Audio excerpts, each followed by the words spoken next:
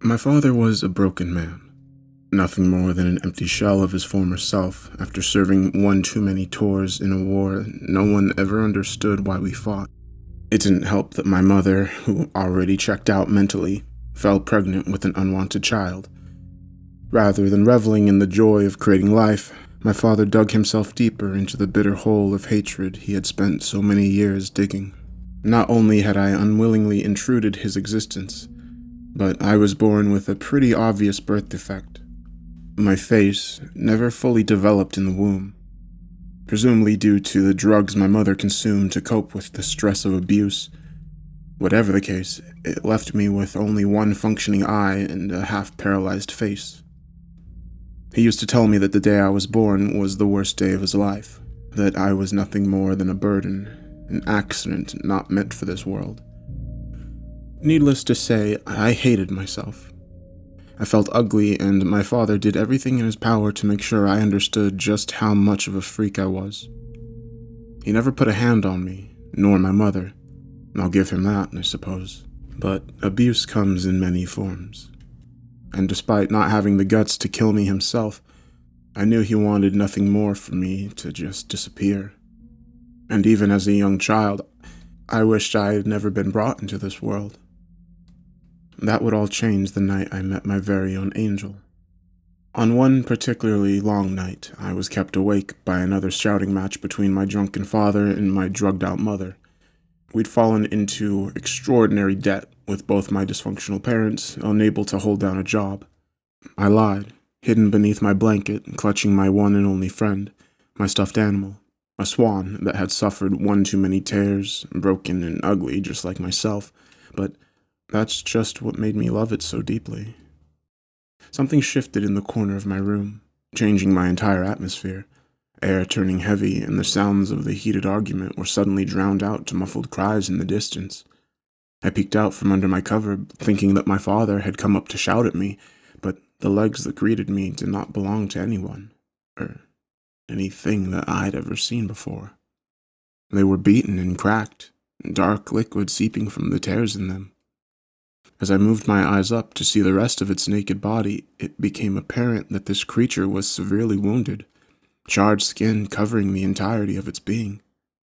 It appeared to be a man, at least shaped like one, 10 feet tall with dark wings extending from its back, half stripped of their feathers alongside the flesh, leaving nothing but exposed bone and tendons. If monsters could ever be described by their appearance, this thing would perfectly fit. I should have screamed, run for the door, jumped out of the window, anything to escape that horrid sight, but something about the broken creature calmed my young self, soothed the fear that built up in my body. "Who are you?" I asked, my voice sounding tinier than it ever had. The creature looked at me in confusion. "You do not fear me?" he asked. "No? Why? Are you bad?" "No, but my form typically evokes a sense of fear in your kind." "Is it because you're ugly, like me?" For a moment, he just looked at me, inspecting my malformed eye and paralyzed face. Then he laughed. "You may look different than your other fellow humans, but your heart is as pure as the day you were born. I can see the good in you." The creature spoke in words my young self couldn't fully comprehend, but from the little knowledge I had, I could understand what he was. I never really knew my grandparents. In fact, my grandpa was the only one still alive by the time I came into this world, and I only met him one time.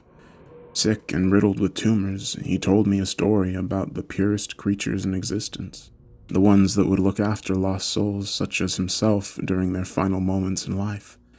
And for a reason I cannot fathom, I connected his comforting words with the thing that was standing before me in my room. "Are you an angel?" I asked. He thought for a moment before responding. "I am a type of angel." "Then what's your name?" "My name? Our kind has no use for names." "Everyone has a name, but if you don't, I'll choose one for you." I thought long and hard before finally settling on the most suitable name I could come up for the angel. I'll call you Gary," I said excitedly. "Then that will be my earthly name." I glanced over his broken body once more, wondering if he had been born damaged like myself, or if someone had hurt him. "How come you look like that?" Putting myself in a physical form comes at a cost, and it takes a toll on my existence. You see, I was not granted permission to come here. By then, my parents had stopped arguing. I must have been louder than I thought, because shortly after, I heard someone pacing through the hallway towards my room. Being loud after bedtime was a strict no-no, a rule that only applied to myself. My father slammed the door open and barged into my room, holding onto the neck of a half-empty bottle, slurring his words. "I've had it with this shit." He stopped, dead in his tracks, gasping briefly before suddenly choking. Something invisible stopped him from moving an inch, and I saw the angel staring intently at my father with a gleaming smile across his face. "What the fuck are you?" My father managed to push out between gasps of air. "I am here to protect this child. You have inflicted enough damage, and now you will receive my judgment." My father started twitching, jolts bending in unnatural directions, cracking beneath the unseen force. He gargled and coughed up blood as his body contorted into an undefinable mess of flesh and viscera. Before I could even process what was happening, he expanded, boils and blisters appearing on his skin just moments before he exploded, covering the wall behind with whatever remained of his existence. I let out a quiet yelp.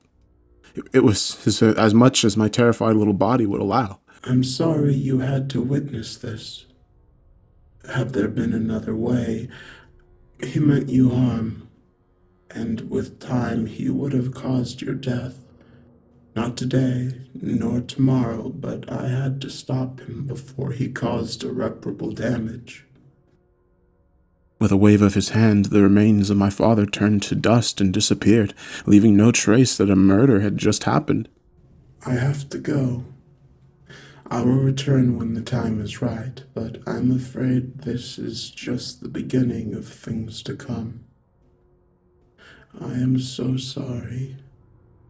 I don't remember much else from that night, apart from my mother hysterically screaming as she realized her husband was gone, the police asking questions as he was reported missing. Of course, they never found him, and with the assumptions that he had simply taken off, the investigation quickly turned cold. It was a bittersweet turn to a better life. Things rapidly improved in the couple of years following my father's death. My mother did her best to get clean from drugs, even got a job, and for the first time in my life, I felt somewhat loved. The trauma I had experienced did not linger over us. It was as if something was protecting my memory, preventing me from reliving that terrible moment. My mother and I moved away to a different city, attempting to create a fresh start. Getting enough money for such an endeavor proved difficult, but somehow we managed. At least it seemed for a short while. Unfortunately, it wasn't meant to last. Despite her best efforts, it's not easy to be a single mother trying to battle addiction while hopelessly drowning in debt. One slip-up was all it took, which just happened to occur during my first day at a new school.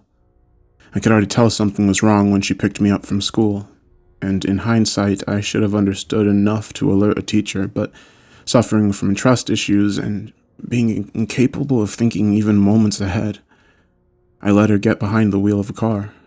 Not 5 minutes after we started driving, she ran a stop sign and we were hit in the side by a bus. It's true what they say. Time really slows down as adrenaline surges through your body. The sight of glass shattering through the car and metal bending inwards is something that has stuck in my mind for many years, no matter how hard I try. A moment of pure terror is all I remember before blacking out. When I came back to, I found myself lying on the side of the road, somehow unscathed from the ordeal. I could see our car smashed to pieces further down the road, but something had taken me out before it had even hit the ground. "I'm sorry," a familiar voice said. I turned around to see my angel standing above me, even more decayed than the first time we'd met. His flesh had fallen from his chest, revealing ribs and organs, still pulsating heavily with each breath. "Where's my mommy?" I asked. "I could only save one of you." His words carrying the burden of guilt and sadness. He bent down to my level, reaching out his rotten hand. I believe this belongs to you. It was a swan plushie. He brushed off some pieces of glass and gave it to me. "She's dead, isn't she?" I asked. He nodded. "Why couldn't you save her?" I was not supposed to. "Why not?" One day you will have all the answers, but until then, you will have to be patient. It's not time for you yet. "I don't understand." Before I could ask more questions, the angel had disappeared, leaving me alone with no one but the mangled corpse of my mother, still stuck inside the car. Years passed, and I spent most of my childhood moving from one foster home to another. Trauma and abuse takes its toll on a young child, and as it was, I simply couldn't fit in with a new family, and I found none willing to take care of someone so broken. Every now and then, I would remember the angel's words from our first meeting, that the bad things were just beginning, but though my childhood was lonely, it was relatively safe. I wouldn't see my angel again until I started high school. If you've ever thought bullying stops at a certain point during education, that people somehow mature as they get older, you'd be sorely mistaken.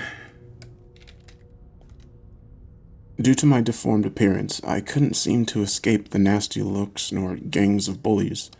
A particularly bad crew of people were led by a girl named Jennifer, putting chairs in front of bathroom doors as I entered to spare others the sight of my disgusting face.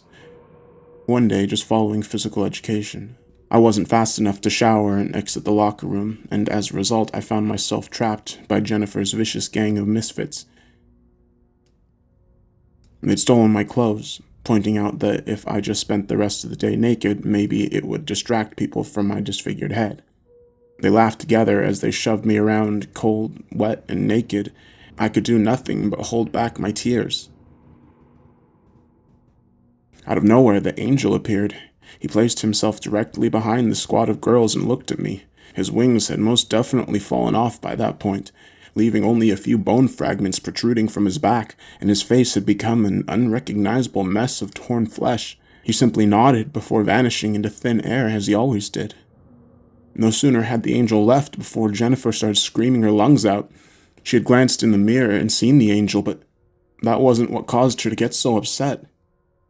"What have you done to me, you crazy bitch?" She yelled at me. I didn't understand what she was so freaked out about. If not the sight of the angel, then what could be so bothersome? But I didn't dare to stick around, and after getting dressed in record time, I spurted out of the room. No one bullied me after that day. However, the rumors had reached every corner of the school, and people genuinely thought that I was a witch. Jennifer never returned, and no one would tell me what happened to her. Whatever it was, she didn't deserve it. Despite the things she did to me, no one deserves the wrath of an angel. I spent the next few weeks searching out the angel, waking up at night yelling for his attention, but he never responded. In a bizarre and cruel turn of fate, the bullying had become the only attention anyone ever gave me, and without even that, I felt more isolated than ever. Sleep eluded me, and for each night I spent crying, I came closer and closer to finally taking the step and ending my miserable existence. I guess the angel didn't see that coming because for some reason he appeared to me once again. Only this time, I was my own danger. "You finally come to see me again. Why do you even bother? Aren't there more important people you can protect? Someone that actually matters?" "You have a good heart. That is why I chose you," he said calmly. "Chose me for what?" I responded, more annoyed than sad. He didn't respond to my question. "I was once a human too, a long time ago, and I was chosen to protect people. And even now, I do not know why they chose me." "So you were picked to protect people like me?" "No. My job was to protect important people, those who would have an impact on history, and I followed those orders for millennia without questioning my orders, fully believing that I would shape history, lead it in the right direction. But the people who impact the world aren't always good at the core.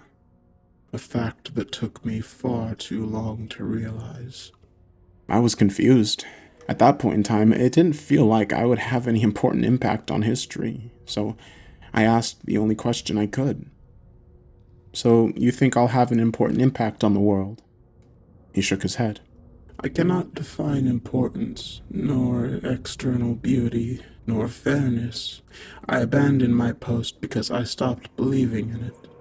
That is why I deteriorate each time I visit you. I'm not supposed to protect you. So why do you?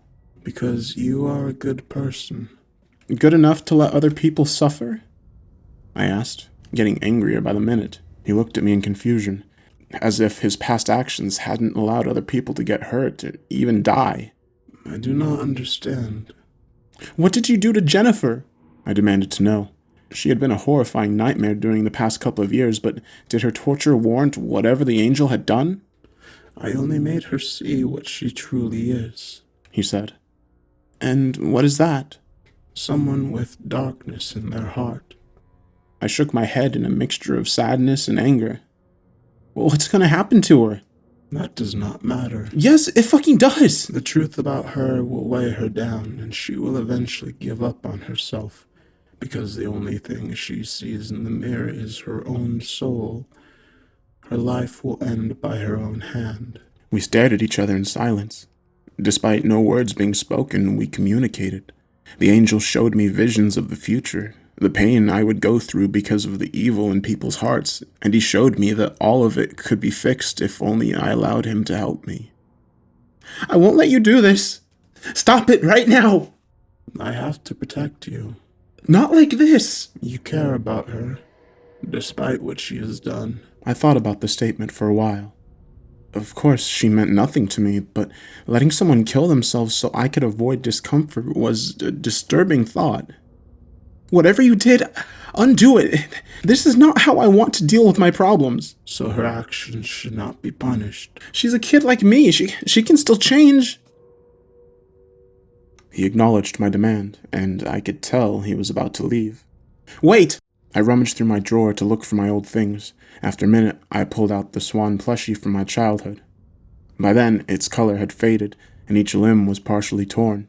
This is for you, to remind you that just because something's broken, it doesn't mean that it's not beautiful, and it doesn't mean that it can't be fixed. With that, he disappeared once more. Over the next decade, he appeared a couple of times, but never got close enough for us to exchange words. Even from a distance, I could see he was falling to pieces, degenerating more and more with each appearance. Though my life never felt threatened, I know he must have done something to save my life. I'm not even sure I want to know.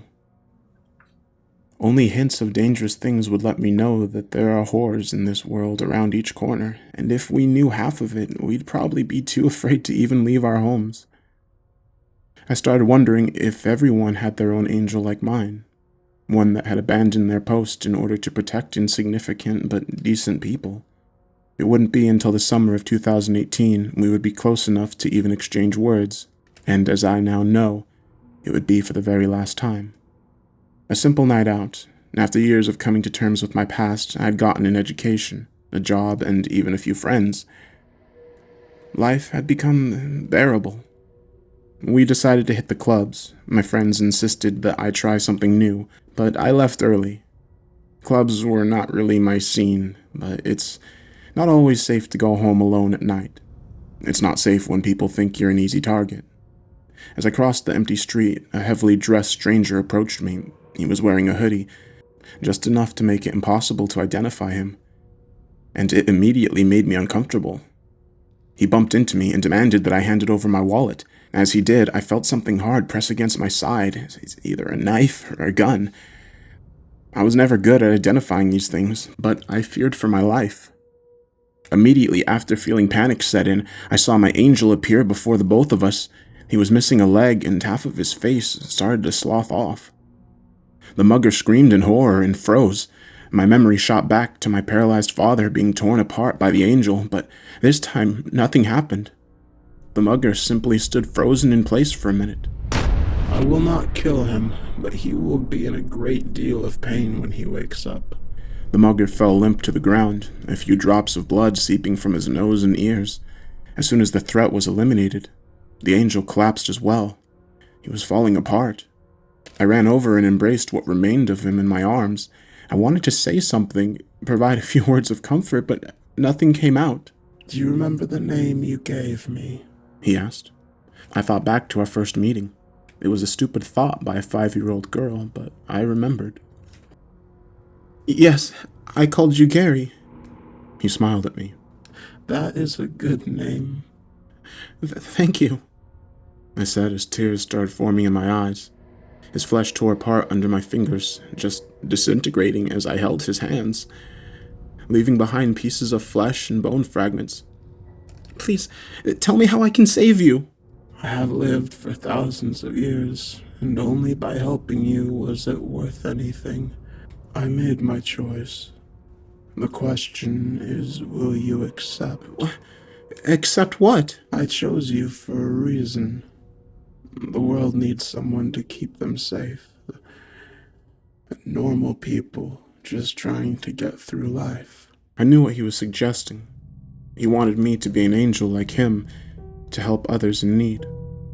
Well, how would I even do that? "You just have to say yes." His face started to fall apart, jaw falling off, leaving him unable to speak. All he did was reach out his hand. In it, he held the swan that I had given him years earlier. That would be his final act before he passed.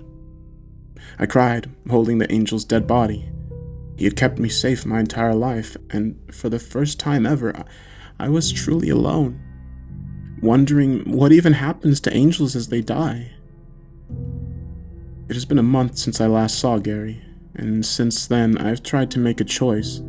If I decide to leave my life behind, I figure I won't disintegrate like him, seeing as I haven't betrayed any higher power. Life has been hard, and it has left much to be desired. And if I leave now, I'll never live a happy life, but I could spend the rest of eternity protecting the less fortunate people of this world. I guess no one will ever see me again, not after I leave. In fact, I'm not entirely sure how all of this will work, but I suppose I'll have all eternity to figure it out. One thing's for sure. If anyone ever needs me, I'll be there.